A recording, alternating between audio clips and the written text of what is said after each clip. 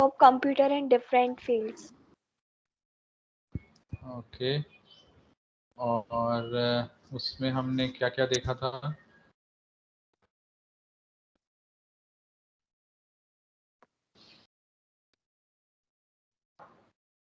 Sir operating system में हमने क्या विंडोज क्या देखा था?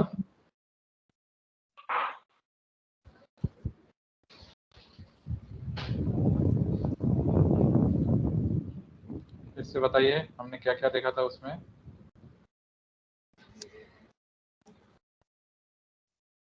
हेलो, हमने क्या क्या देखा था उसमें?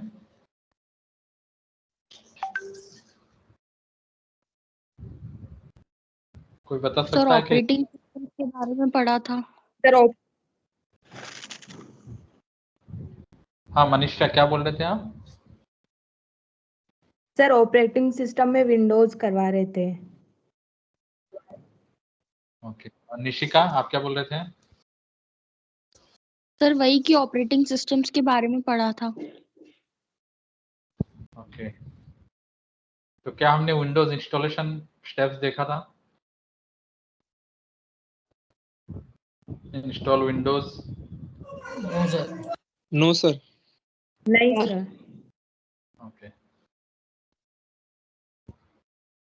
तो हमने लास्ट क्लास में ऑपरेटिंग प्रोसेस सेकेंड यूनिट चालू करके ऑपरेटिंग सिस्टम तक स्टडी किया था, और उसके बाद हम विंडोज इंस्टॉलेशन टॉपिक चालू करने वाले थे, लेकिन हुआ नहीं। तो नॉर्मली ऑपरेटिंग सिस्टम जो बहुत सारे हम लोग ऑपरेटिंग सिस्टम यूज़ करते हैं, तो उसको इंस्टॉल भी हमको सीखना आना चाहिए, सो दैट हम लोग समझ सकें कि ऑपरेटिंग सिस्टम काम कैसे करता है, उसके बेसिक अंडरस्टैंडिंग हम लोग अपने पास रख सकें as a student of computer science and engineering. So पहले तो है कि आपके जो ऑपरेटिंग सिस्टम है उसको इंस्टॉल करने के पहले आपको आपकी उसका एक कॉपी आपके पास होना चाहिए। तो वो कॉपी आप जब आपके पास होता है तो उसका एक कॉपी या फिर आपके पास एक्सटर्नल डिस्क में रहता है, या फिर आपके पास कहीं पे और एक्सटर्नल डिस्क मतलब USB hard drive, pen drive, ऐसा कुछ रहता है, और वहाँ पे उसके बूटेबल कॉपी आप रखते हो। Now what do you mean by bootable copy? Just a minute, let me draw it.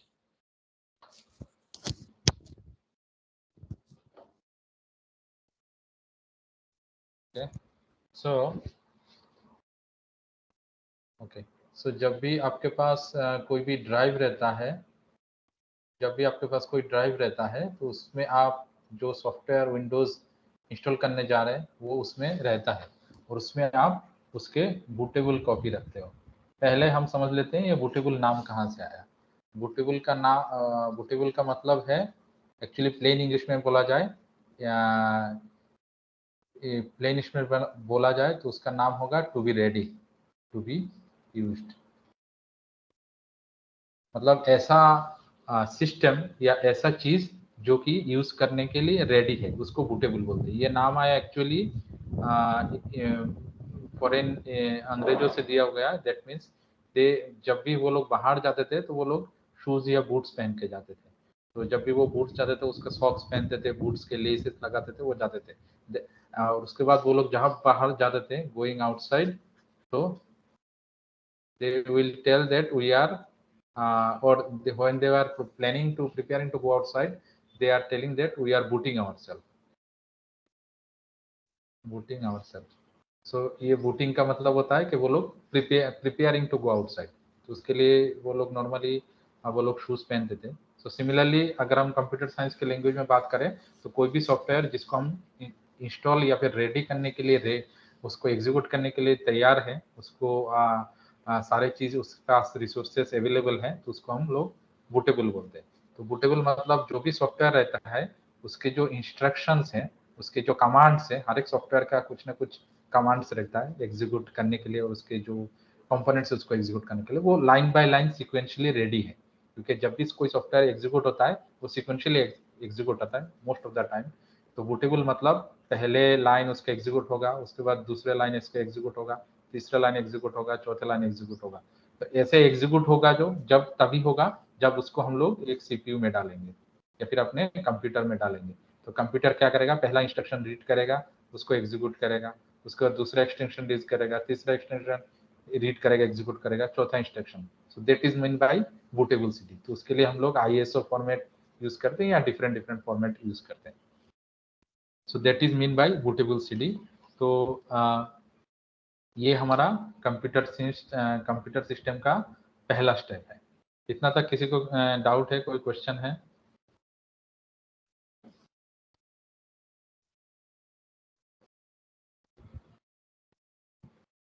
Hello? No sir. Sir pen drive को बूटेबल कैसे बनाएंगे? उसके लिए सॉफ्टवेयर आता है, उससे यूज करके हम बनाते हैं। तो जब भी हम लोग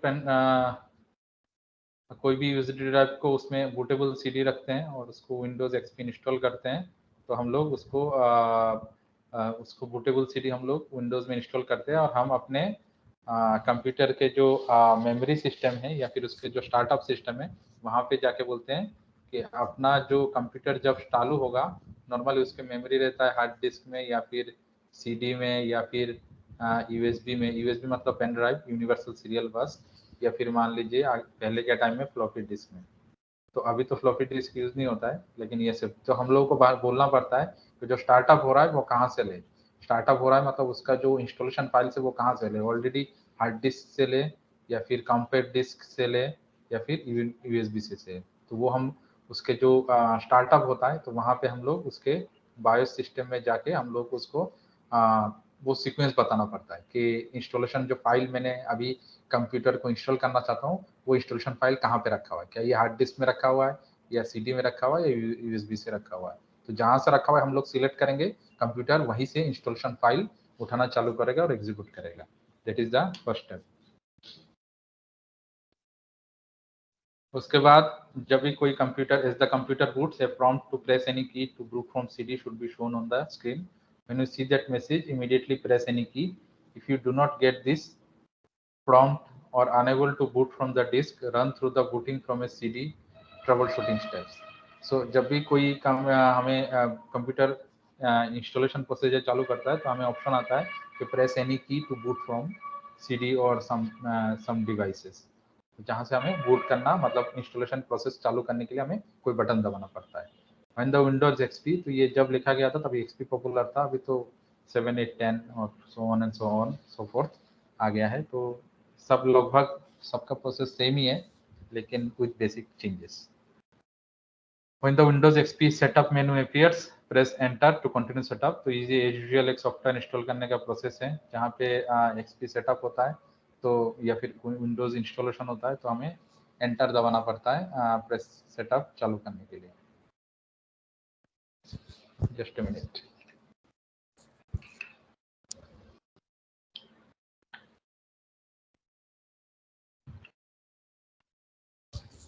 सर यस, फ्लैश ड्राइव और बूटेबल ड्राइव में कुछ डिफरेंस रहता है, दोनों सेम रहती है? किसमें? फ्लैश ड्राइव और बूटेबल ड्राइव में। फ्लैश ड्राइव और bootable drive, normally flash drive जो आपके यूएसबी रहता है उसको बोला जाता है, बट उसमें अगर आप ऐसे ड्राइव सिस्टम करते हैं जहाँ से आप सॉफ्टवेयर को इंस्टॉल करने के लायक बनाते हैं, जहाँ पे डायरेक्टली उसके कमांड से एग्जीक्यूट करते हैं, तो उसको आप लोग बूटेबल ड्राइव बोल सकते हैं। फ्लैश ड्राइव तो कोई भी ड्राइव हो सकता है। Flash drive normally USB drive को बोला जाता है जहाँ पे हम लोग इंपॉर्टेंट डॉक्यूमेंट्स रखते हैं। अगर उस डॉक्यूमेंट्स को डायरेक्टली इंस्टॉल करने के फॉर्मेट में रखते हैं कम विंडोज का, तो उसको हम लोग बूटेबल ड्राइव भी बोल सकते हैं।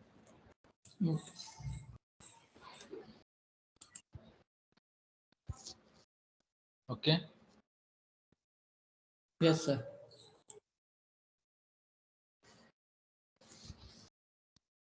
ओके, सो विंडोज उसके बाद next the Windows XP licenses agreement. तो एग्रीमेंट रहता है तो एग्रीमेंट एग्री करना पड़ता है F8 दबा के या जो भी प्रोसीजर है उसको दबा के। Then the next installation procedure option gives you to repair Windows XP और इंस्टॉल ए फ्रेश कॉपी। तो हमारे पास दो ऑप्शन रहता है कि हमने जो ऑलरेडी जो एग्जिस्टिंग कॉपी है, हम लोग अगर एग्जिस्टिंग इंस्टॉल विंडोज कॉपी उसको अनइंस्टॉल करके उसको फिर से इंस्टॉल कर रहे हैं, तो हो सकता है उसका कोई, इसीलिए इंस्टॉल करने जा रहे हैं, हो सकता है उसका कोई प्रोग्राम या कोई मॉड्यूल जो है वो करप्ट हो गया, उसका कोई ठीक से काम नहीं कर रहा है, तो उसको रिपेयर करने का ऑप्शन रहता है सॉफ्टवेयर यूज करके, या फिर हम लोग पुराना मॉड्यूल जो है, पुराना ओएस जो है उसको हटा के नया फ्रेश इंस्टॉलेशन हम लोग उसमें कर सकते हैं। तो दो ऑप्शन रहता है, उसमें से कोई भी ऑप्शन हमें चूज करना पड़ता है। उसके बाद जो इम्पोर्टेंट स्टेप आता है कि पार्टीशन सिलेक्ट करना है। तो जो भी हमारा कंप्यूटर में स्टेप ड्राइव रहता है उसको नॉर्मली हम लोग दो ड्राइव में डिवाइड करते हैं, कोई कोई ज़्यादा में ड्राइव सिलेक्ट करते हैं। तो अगर ऑलरेडी एग्जिस्टिंग है और उसमें आपने दो ड्राइव यूज़ किया है, मान लो आपने सी और डी ड्राइव इंस्टॉल किया है और सी ड्राइव में आपने विंडोज़ इंस्टॉल किया है, तो जब आप फ्रेश इंस्टॉल करते हैं तो वो पूछता है कि आपको कहाँ पे इंस्टॉल करना है। आपको आप अगर सी ड्राइव को सिलेक्ट करके एंटर करते हैं तो वो क्या करता है, ऑलरेडी मान लीजिए आपने 7 इंस्टॉल्ड है और उसमें आप विंडोज 8 का अपने सीडी डाल के उसको सी में ही इंस्टॉल कर रहे हैं, तो डबल इंस्टॉल हो जाएगा, मतलब विंडोज 7 के साथ विंडोज 8 की जो अभी आपका सीडी है वो इंस्टॉल हो जाएगा। लेकिन अगर आप बोलते हैं कि मुझे सी ड्राइव डिलीट करना है उसके बाद इंस्टॉल करना है, तो वो पहले डिलीट करते हैं, उसके बाद सी ड्राइव में कितना साइज देना है वो आप बताते हैं, मतलब कितना एलोकेट करना है। अगर आपका हार्ड डिस्क टोटल 80 जीबी का है, उसमें ऑलरेडी आपका डी ड्राइव 40 जीबी का ले लिया है, तो आपको सी ड्राइव को ऑब्वियसली 40 जीबी लेगा या से थोड़ा कम लेगा, क्योंकि एग्जिस्ट कुछ प्री डिफाइंड फाइल्स भी आपका सी ड्राइव में चाहिए होता है।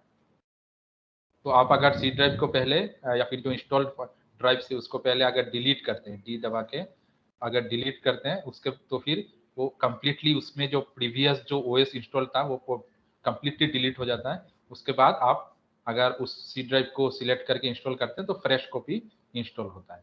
So that is one of the process. तो अगर आप डिलीट नहीं करते ड्राइव को तो जो ऑलरेडी एग्जिस्टिंग ओएस है उसके साथ दूसरा ओएस इंस्टॉल होता है, और अगर डिलीट करते हैं तो प्रीवियस जो डेट ओएस था वो रिमूव हो जाता है और फ्रेश ओएस आप इंस्टॉल कर सकते हैं। सर इसका ये मतलब है एक ही सिस्टम में दो दो डिफरेंट विंडो हम चला सकते हैं? यस, जैसे मेरे ये करंट सिस्टम में विंडोज 7 होम है और विंडोज 7 प्रोफेशनल है, दोनों है मेरे ये करंट सिस्टम में। तो सर वो मतलब समझ में नहीं आ रहा सर, मतलब एक ही सिस्टम में दो कैसे हो सकते हैं? एक ही सिस्टम में दो ऐसे हो सकता है कि आप आपके दोनों इंस्टॉल रहेगा एक ही सिस्टम में, दोनों मतलब सी ड्राइव में आपके दोनों ओएस के ऑपरेटिंग सिस्टम के फाइल्स इंस्टॉल रहेंगे। लेकिन जब आप कंप्यूटर इंस्टॉल करोगे तब आपको कंप्यूटर चालू करोगे, installation complete procedure totally complete होने के बाद आप फ्रेश कंप्यूटर स्टार्ट करने जा रहा हो, तो आपके पास ऑप्शन आएगा कि आप कौन सा ओएस अभी दिखना चाहते हो, जिसमें आप काम करना चाहते हो। आपको दोनों ओएस दिखेगा, पहले का जो था और जो आपने करंट इंस्टॉल किया है, उसमें से आपको एक सिलेक्ट करना पड़ता है। तो वैसा होता है। ठीक है और लकी? और इनकी स्टोरेज भी डिफरेंट होगी मतलब? नहीं, आपको दोनों ही दिखेगा, मतलब सी ड्राइव में आपको पुराने ओएस का विंडोज और सिस्टम फोल्डर भी दिखेगा और करंट विंडोज का भी सिस्टम फोल्डर आपको दिखेगा। यस। सर एक टाइम पे कितने ओएस अपन ऑपरेट कर सकते? मैंने वो ट्राई नहीं किया, लेकिन मेरे पास अभी 2 है। मैं कभी अगर मल्टीपल कर सकता हूँ तो मैं देखूंगा। मेरे ख्याल से जितना आपका साइज अलाउ करता है उतना आप कर सकते हैं, लेकिन ऑब्वियसली आप सी ड्राइव को टोटली फुल कर देंगे सारे इंस्टॉल करके तो आपका कंप्यूटर स्लो भी हो जाएगा और आप कुछ एसेंशियल सॉफ्टवेयर भी, थर्ड पार्टी सॉफ्टवेयर भी इंस्टॉल नहीं कर पाएंगे। तो नॉर्मली लोग 2 ही करते हैं अगर बहुत ज्यादा जरूरत है तो। सर तो लगा Yes, अपन sir. अगर एक स्पेसिफिक यूज कर रहे हैं दो में से, तो उस टाइम वो दूसरा भी यूज करता है, मतलब रिसोर्सेज, कंप्यूटर के रिसोर्सेज, सेकंड वाला नहीं ओएस भी यूज नहीं करेगा? नीलांश वैसा नहीं होता है। अगर आप यूज कर रहे हैं, सिलेक्ट इंस्टॉल दोनों कर रहे हैं, लेकिन यूज कोई एक ही करेंगे। जैसे मैंने अभी लकी को बताया था कि जब आप इंस्टॉल करते हैं उसके बाद जब कंप्यूटर इंस्टॉलेशन कंप्लीट होने के बाद जब आप स्टार्ट करते हैं प्रोसेस, तो आपको ऑप्शन आता है कि आप कौन सा विंडोज से अभी काम करना चाहते हैं। दोनों इंस्टॉल्ड है, लेकिन जब चालू होगा तब आपको ऑप्शन आएगा कि आप पुराना जो विंडोज था उसको अभी चालू करना चाहते हैं, उसका स्क्रीन आप देखना चाहते हैं, या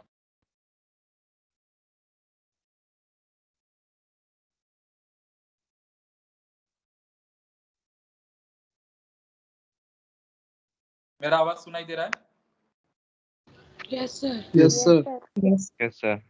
अब चला गया 2 मिनट।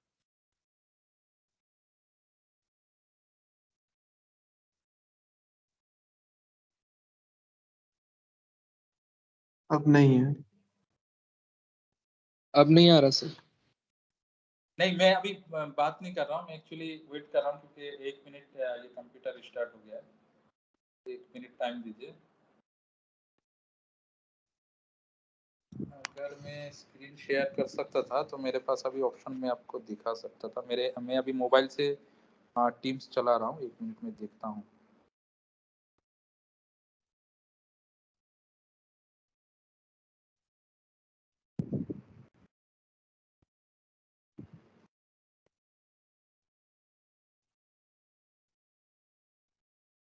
ये आपको स्क्रीन दिख रहा है? नहीं सॉरी, अभी चला गया है। नेक्स्ट टाइम आएगा तो मैं आपको दिखाऊंगा। अभी मेरा 2 ऑपरेटिंग सिस्टम दोनों दिखा रहा था।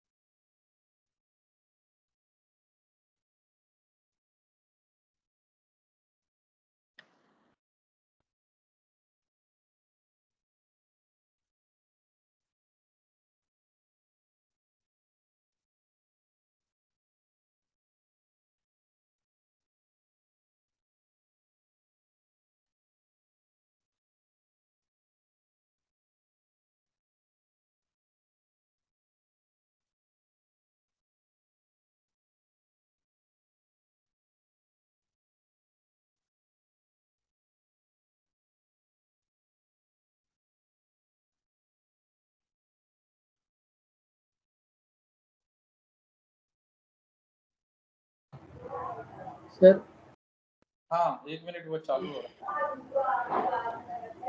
सर कुछ पूछना था।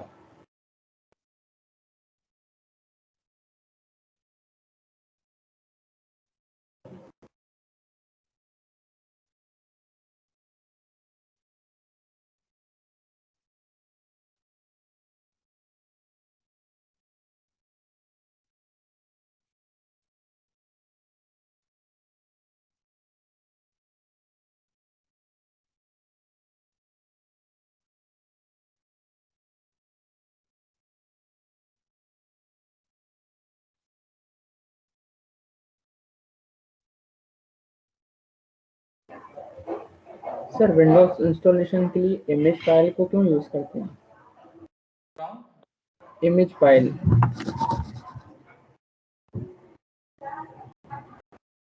पेन ड्राइव में बूटेबल पेन ड्राइव बनाते हैं तब इमेज फाइल को डाउनलोड करते हैं ना सर?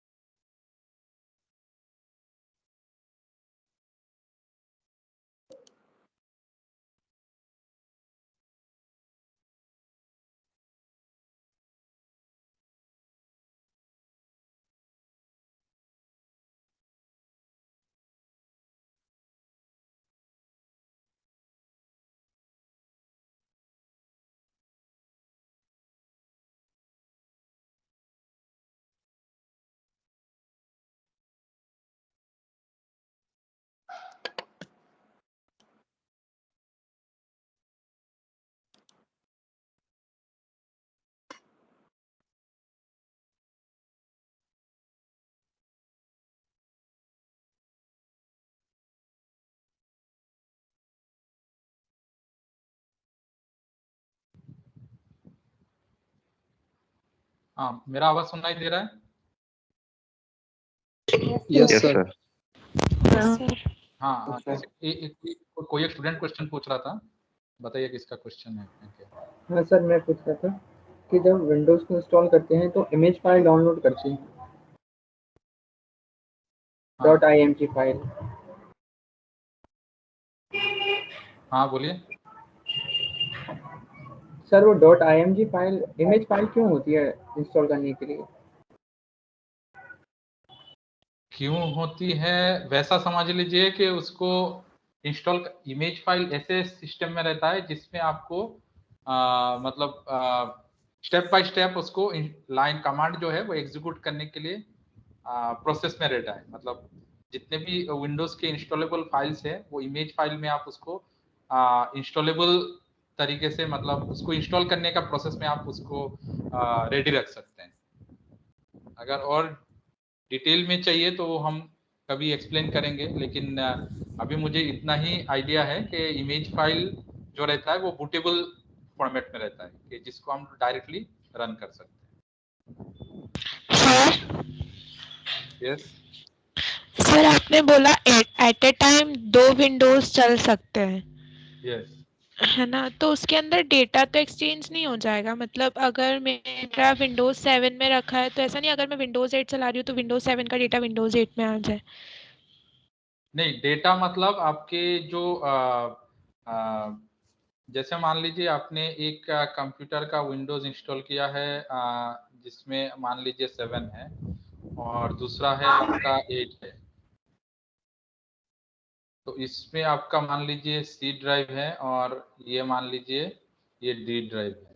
तो जब आप इंस्टॉल करते हैं तब आप मान लीजिए आपने सी ड्राइव सिलेक्ट किया है, तो नया जो फ्रेश इंस्टॉल होता है उसमें नया जो फ्रेश इंस्टॉल होगा उसमें विंडोज 7 का सी ड्राइव तो रहेगा, साथ में आप अगर डिलीट नहीं करते विंडोज 8 का भी सी ड्राइव रहेगा, और साथ में ऑलरेडी जो विंडोज 7 का था वो तो ऑलरेडी रहेगा ही, सी ड्राइव रहेगा। ये समझ में आया? Yes sir, yes sir, thank you sir. Sir data exchange नहीं होता ना, सिर्फ फीचर्स अपन अलग अलग विंडोज की जो- यूज कर सकते। हाँ, जो आपने ऑलरेडी इंस्टॉल्ड फाइल्स है वो तो एज इट इज रहेगा, अगर आप डिलीट नहीं करते हैं तो उसमें कोई चेंज नहीं यस होगा। सर। ओके, तो तो उसमें आप पार्टीशन बनाते हैं और पार्टीशन में हम लोग कितना साइज देना है डिलीट करके, अगर डिलीट करते हैं तो सी ड्राइव में कितना साइज देना है, डी ड्राइव में कितना साइज देना है वो हम मेंशन करते हैं और उसके बाद एंटर करते हैं। और पार्टीशन बनाने के लिए वो प्रेस सी होता है, तो अलग अलग ओएस में अलग अलग कमांड रहते हैं। तो विंडोज में प्रेस सी रहता है, विंडोज एक्सपी में प्रेस सी रहता है, उसके बाद एंटर करते हैं तो पार्टीशन बनता है। उसके बाद उसके बाद इंस्टॉलेशन प्रोसीजर चालू होता है। जब इंस्टॉलेशन प्रोसीजर चालू होता है तो जिस ड्राइव में हमको करना है वो बोलता है कि वो ड्राइव FAT या NTFS यूज करेगा। अभी ये अलग कॉन्सेप्ट है। FAT फाइल सिस्टम जो है नॉर्मली बहुत सारे टाइप्स होते हैं, FAT, NTFS, exFAT, ऐसे बहुत सारे टाइप्स होते हैं। अभी इनके सबके अलग अलग फीचर्स हैं, मतलब ये फाइल को किस तरह से सेव करते हैं, पार्टीशन किस तरह से बनाते हैं, तो ये डिटेल में आपका ऑपरेटिंग सिस्टम नाम का 6 सेम में एक सब्जेक्ट रहेगा, वहाँ पे आप पढ़ोगे 6 या 5 सेम में, थर्ड ईयर में। तो यहाँ पे अलग अलग टाइप से, मतलब ये सिर्फ डिफाइन करता है कि फाइल कौन से टाइप में यहाँ पे सेव होगा। तो नॉर्मली जो पॉपुलर है वो है NTFS, तो हम लोग नॉर्मली NTFS में स्टोर करते हैं। अभी क्या है NTFS, उसका फीचर क्या है वो डिस्कस करेंगे तो अलग ही सब्जेक्ट हो जाता है वो। अभी बस यही समझ लीजिए अलग अलग फाइल सिस्टम है ये। तो उसमें से जो नॉर्मली यूज करते हैं यूजर्स वो है NTFS। We suggest NTFS for users who are not sure what file system they want to use. After selecting the file system, press enter and then पुराने, अगर हम ड्राइव को डिलीट करते हैं तो पुराने डेटा फॉर्मेट हो जाता है और नया फाइल इंस्टॉल होता है। So that is all about installation of Windows. ये मैं आपको प्रैक्टिकली दिखा नहीं सकता because that is not possible in online. अगर कभी ऑफलाइन क्लासेस चालू हुआ बीच में तो may be we can do that. So that is all about Windows installation, and then basics about working with Windows operating system, Windows operating system. So operating system is the resource manager which transforms sectors, bytes into root files, folder, process as user interface which you can interact. Example, Microsoft Windows 7, Linux, Mac OS. तो Windows operating system में बहुत सारे user interfaces रहते हैं, बहुत सारे user friendly command, user friendly UI रहते हैं जिससे हम लोग मल्टीपल ऑपरेशन परफॉर्म कर सकते हैं। एप्लीकेशन सॉफ्टवेयर रहता है, एप्लीकेशन सॉफ्टवेयर को यूजर प्रोग्राम भी बोलते हैं, जिसको which are nothing but pieces of application software which do the specific things you want. So application software means some user programs जो कि एक application pieces of application software है जो कि हम लोग ऑपरेशन परफॉर्म करने में यूजफुल होता है। The operating system also comes with utilities. These are the pieces of application software that mostly deal with managing data. You can also buy third party utilities. तो एप्लीकेशन सॉफ्टवेयर में कुछ already pre installed, जब हम OS install करते हैं तो उसके साथ पहले से ही कुछ सॉफ्टवेयर ऑलरेडी इंस्टॉल होके आते हैं। उन छोटे स्मॉल सॉफ्टवेयर्स जो कि हमारे ऑपरेटिंग सिस्टम के जो ऑपरेशन है, जो हमने पहले देखा था, file management, resource management, memory management, process management, ये सब में हेल्प करता है। तो इन सब जो छोटे छोटे सॉफ्टवेयर हैं इनको यूटिलिटीज बोलते हैं। तो इसके सिवाय भी हम लोग एक्सटर्नल सॉफ्टवेयर भी इंस्टॉल कर सकते हैं ऐसे काम करने के लिए। तो ऑलरेडी ऑपरेटिंग सिस्टम ऐसे काम करने के लिए कुछ ना कुछ यूटिलिटीज प्रोवाइड करता है। So utility program that manage, repair and optimize data on computer. A basic set comes with every OS. तो यही मैं बोलने का कोशिश कर रहा हूँ कि हर एक ऑपरेटिंग सिस्टम के साथ छोटा सॉफ्टवेयर आते हैं जो कि कुछ आपके जो कंप्यूटर में डेटा है और जो ऑपरेशन है ऑपरेटिंग सिस्टम का उसको परफॉर्म करने के लिए हेल्पफुल रहता है। तो वो यूटिलिटीज बोला जाता है इनको। There are many different kinds of application software as there are things you could want to do with the computer. However, the most common are word processing, spreadsheet, presentation, database software and all computer games. जैसे बहुत सारे application softwares आते हैं जिसमें हम लोग बहुत सारी चीजें काम कर सकते हैं। वो एप्लीकेशन सॉफ्टवेयर मतलब ऐसे थर्ड पार्टी या फिर ऐसे सॉफ्टवेयर जो कि ओएस के साथ रिलेटेड नहीं है, लेकिन वो हम लोग ओएस में इंस्टॉल करके, हम लोग कंप्यूटर में इंस्टॉल करके हम लोग कुछ ना कुछ काम कर सकते हैं। जैसे हम लोग अभी माइक्रोसॉफ्ट ऑफिस रहता है या फिर डेटाबेस रहता है, डेटाबेस सॉफ्टवेयर, या फिर कंप्यूटर गेम्स जो हम खेलते हैं। So these are known as application software. So basically two types of software: application software and system software. System softwares are known as utilities and application softwares are known as different software programs or third party softwares. So desktop, the desktop is the area that appears right after logging in. It contains a background picture, icons and text bar. So आप लोग सबको पता है desktop is the background after जब भी हम लोग computer on करते हैं या स्टार्ट करते हैं। ये सब टॉपिक्स हैं, होपफुली आप लोगों को पता है। डबल क्लिक, जब भी कोई आइकन है डबल क्लिक करके उसको ओपन करते हैं। आइकन्स मतलब कोई भी सॉफ्टवेयर का पिक्चर जिसमें हम लोग वो रिप्रेजेंट करते हैं उस सॉफ्टवेयर को, उसको यूज करके उस सॉफ्टवेयर को या फिर उस यूटिलिटीज को हम ओपन कर सकते हैं। Task bar, the bar alongside the desktop, जो कि हम लोग नीचे देख सकते हैं, तो उसको टास्क बार बोलते हैं। क्विक लॉन्च बार, जो कि हम लोग इधर जो मैं माउस होवर कर रहा हूँ तो ये सब चीजें जहाँ पे आपको दिख रहा है नीचे जो भी टास्क बार में है उसको क्विक लॉन्च बार बोलते हैं, क्योंकि यहाँ से इजीली कोई भी सॉफ्टवेयर को हम लोग लॉन्च कर सकते हैं, चालू कर सकते हैं। System tray, the system tray hold icons of programs currently running behind the scenes. तो ये जो सिस्टम ट्रे है इसमें ये जैसे मैंने पेंट खोल के रखा है, इसका एक ऑलरेडी ये ऑलरेडी रनिंग है, तो इसका एक आइकन यहाँ पे सिस्टम ट्रे में ऑलरेडी मौजूद है। On the opposite side of the taskbar from the clock and system tray is a button. A button is a command line. तो ये बटन रहता है, तो इसमें जो भी सॉफ्टवेयर बैकग्राउंड में रन हो रहा है वो आपको बताता है, जो मैं आपको अभी स्क्रीन में दिख रहा है। यहाँ पे क्लॉक रहता है, यहाँ पे माउस, यहाँ पे साउंड का सेटिंग्स रहता है, स्पीकर सेटिंग रहता है। Start bar, start button everyone knows it is in the left side of the taskbar. Then start menu, जब हम start bar में क्लिक करते हैं so start menu started. तो ये जैसे मैंने दिखा रहा हूँ, so it contains start menu. तो start menu मतलब जब भी हम start bar में क्लिक करते हैं, जो भी पहले से ही इंस्टॉल्ड है या फिर जो हम लोग इंस्टॉल किए रिसेंटली जो यूज कर रहे हैं वो सब स्टार्ट मेनू में दिखाता है।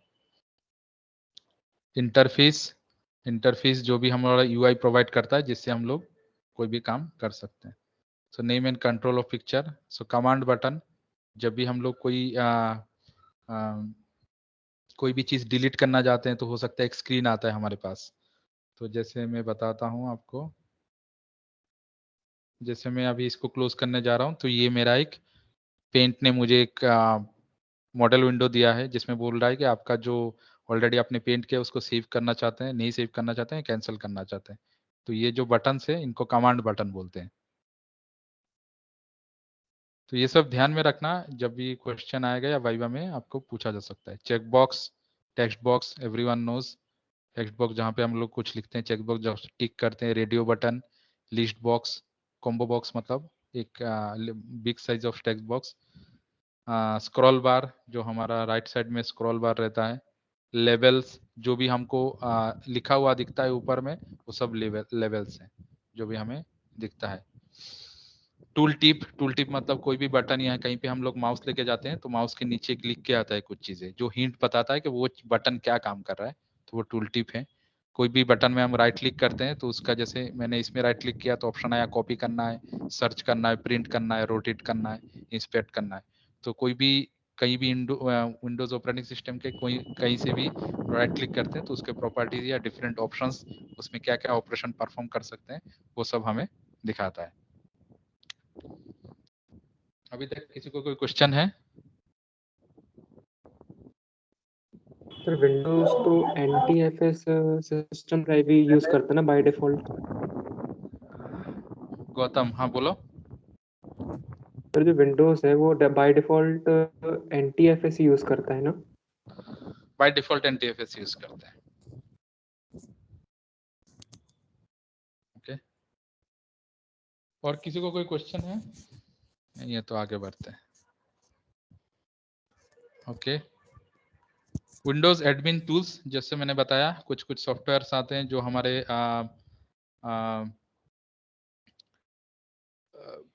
डे टू डे जितने भी ऑपरेटिंग सिस्टम्स के ड्राइव से या फाइल से, उसमें कुछ ना कुछ ऑपरेशन परफॉर्म करने में हेल्प करता है, जो कि हमारे कंप्यूटर या ऑपरेटिंग सिस्टम को और एफिशिएंट बनाता है। तो वो प्री इंस्टॉल्ड कुछ टूल्स आते हैं, यूटिलिटीज, इनको विंडोज एडमिन टूल्स बोलते हैं। जैसे एक हो गया डिफ्रेगमेंटर। तो जैसे मैं डिफ्रेगमेंटर क्या होता है, जैसे मेरे पास, मैं आपको ड्रॉ करके बताता हूँ।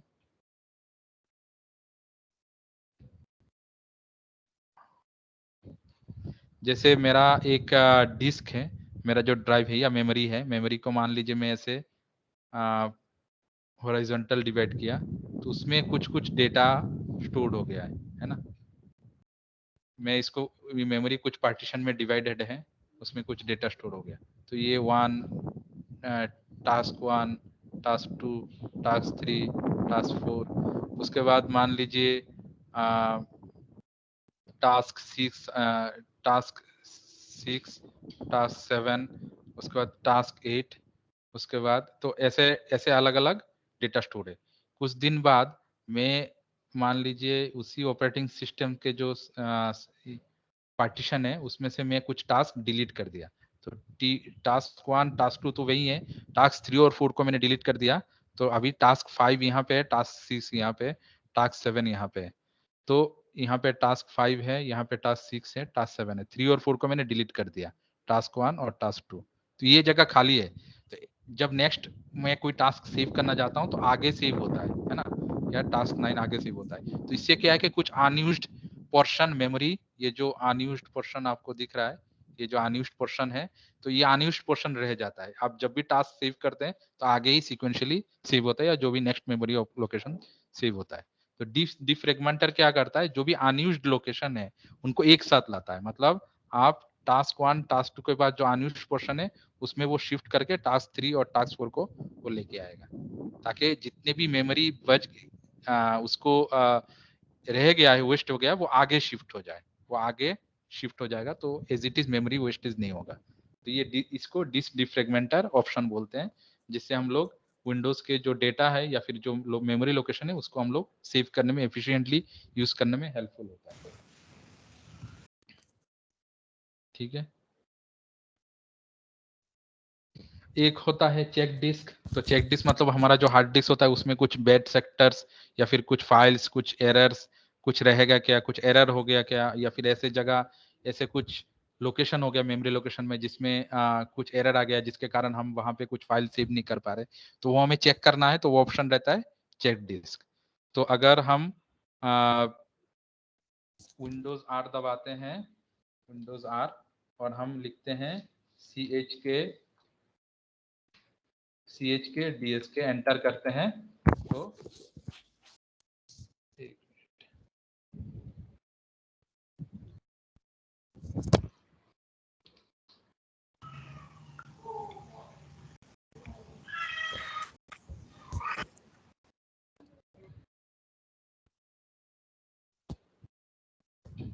तो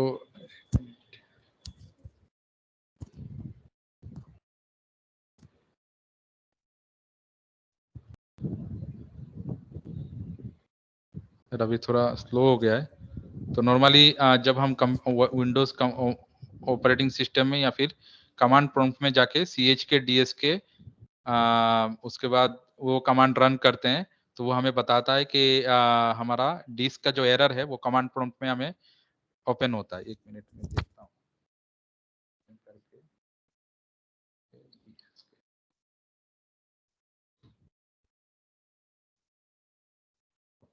कमांड प्रॉम्प्ट को रन करना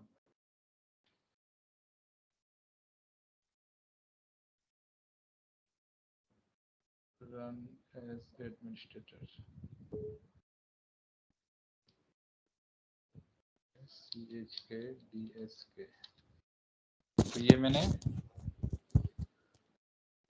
कमांड प्रॉम्प्ट को जो हमने डैश का देखा था, डॉस ऑपरेटिंग सिस्टम जब हमने कमांड देखा था तो हमने कमांड प्रॉम्प्ट रन किया था, तो नॉर्मली रन करते हैं उसको रन एज एडमिनिस्ट्रेटर करना पड़ता है। वहां पे हम CHK DSK ये कमांड लिख के रन करेंगे तो वो चेक करता है कि हमारा जो मेमोरी है उसमें से कोई एरर्स हैं क्या, बैड फाइल्स हैं क्या, कुछ ऐसा एरर जहाँ पे बहुत ज्यादा हम लोग बहुत ज्यादा डेटा हम लोग सेव नहीं कर पा रहे या फिर अनयूज्ड लोकेशन है, तो ये सब चेक करता है। तो ये सब चीजें CHK DSK कमांड करता है।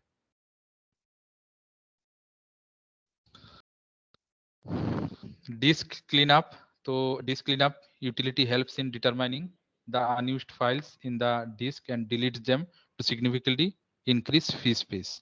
तो ये हम लोग कंप्यूटर में जाते हैं, 1 मिनट, कंप्यूटर में गया और मैं कोई भी एक डिस्क को राइट क्लिक किया,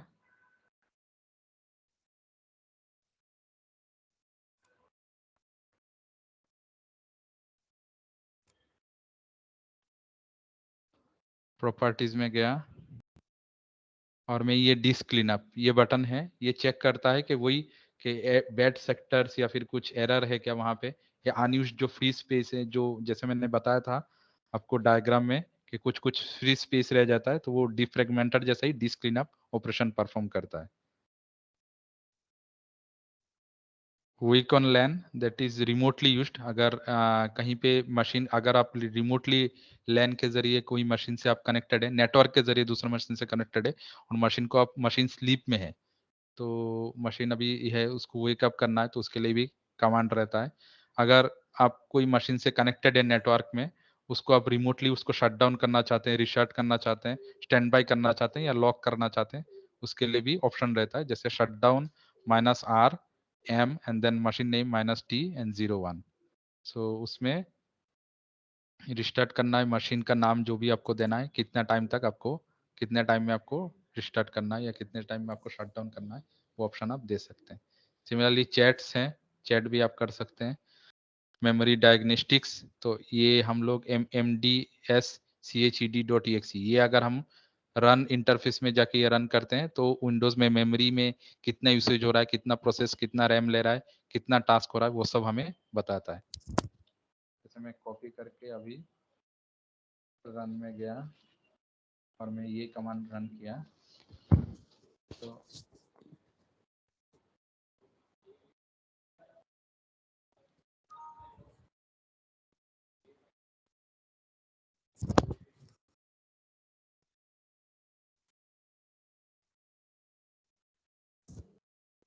ये अभी रिस्टार्ट करने बोल रहा है, तभी मेमोरी डायग्नोस्टिक चालू होगा।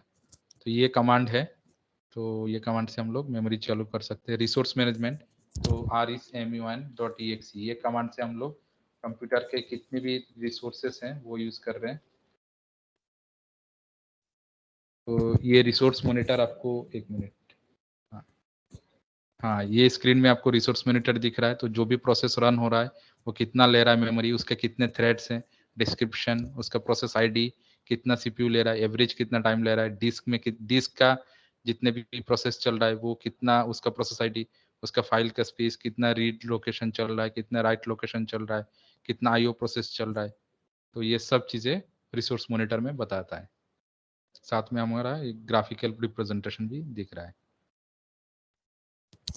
So that is resource management and then similarly परफॉर्मन, तो परफॉर्मेंस मॉनिटर भी करता है। And then computer management administrative tools, advance user अकाउंटमेंट टूल, तो हमने जो यूजर अकाउंट बनाए थे उसको ही एडवांस अकाउंट, यूजर अकाउंट बनाने में या उसी चीज को परफॉर्म करने के लिए अलग अलग कमांड है, NETPL WIZ या रजिस्ट्री एडिटर। अगर हम कंप्यूटर इंटरनली कोई प्रोसेस को अगर इंटरचेंज करना चाहते हैं, चेंज करना चाहते हैं उसका जो, तो वो रजिस्ट्री में हम लोग चेंज कर सकते हैं। रजिस्ट्री मतलब इंटरनल ओएस का इंस्टॉलेशन जो फाइल्स रहते हैं वहां पे चेंजेस करना, तो उससे ओएस का बिहेवियर भी चेंज हो सकता है। सिस्टम कॉन्फ़िगरेशन हमको चेंज करना है, सिस्टम इंफॉर्मेशन भी हमें चेंज कर सकते हैं। तो ये सब ऑपरेशंस हैं जो कि एडमिन्स टूल में हमें दिखता है। उसके बाद MS DOS हमने कमांड देखा था, MS DOS के बहुत सारे कमांड हमने प्रैक्टिकल में परफॉर्म किया था। उसके बाद DOS और विंडोज का कंपैरिजन हम लोग अगले क्लास में देखेंगे। अभी टाइम हो गया। अभी तक किसी को कोई क्वेश्चन है तो पूछ सकते हैं। सर ये PDF दे देना प्लीज।